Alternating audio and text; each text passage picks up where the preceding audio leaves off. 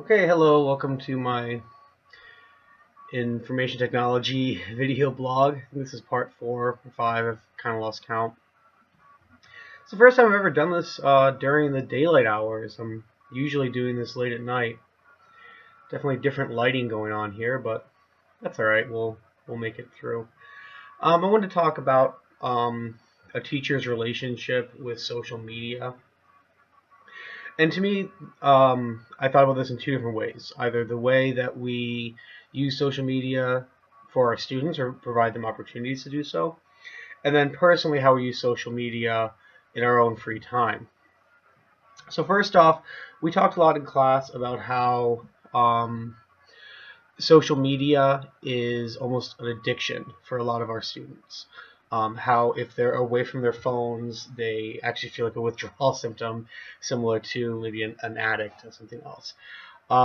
Given that nature, I think that it could be very beneficial to find ways to use social media in classes.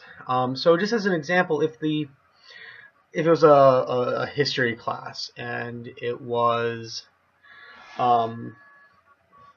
looking at a country and having to write a paper on it, maybe the students could find a club or a blog that has to do with that topic. And then they could read it, they could participate in it, and they could include that into their papers.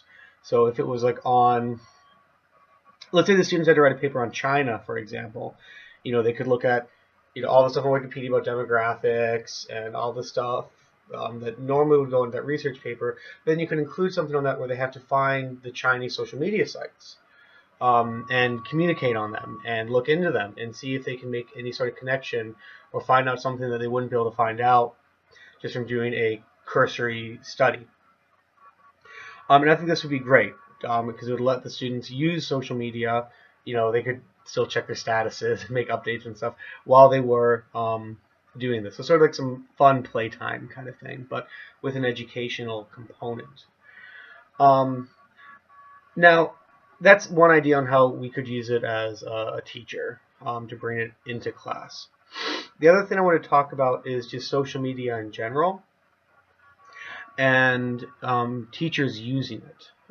Recently in Minneapolis, we had that school board member say something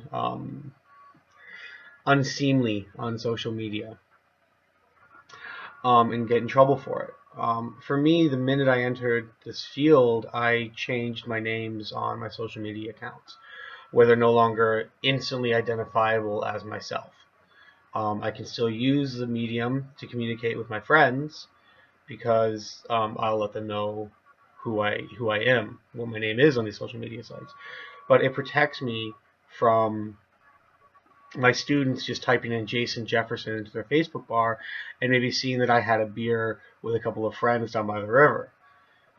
Things that I don't want my students to see or know about my personality that I'd rather keep close to my chest. And then just to not bring work into social media.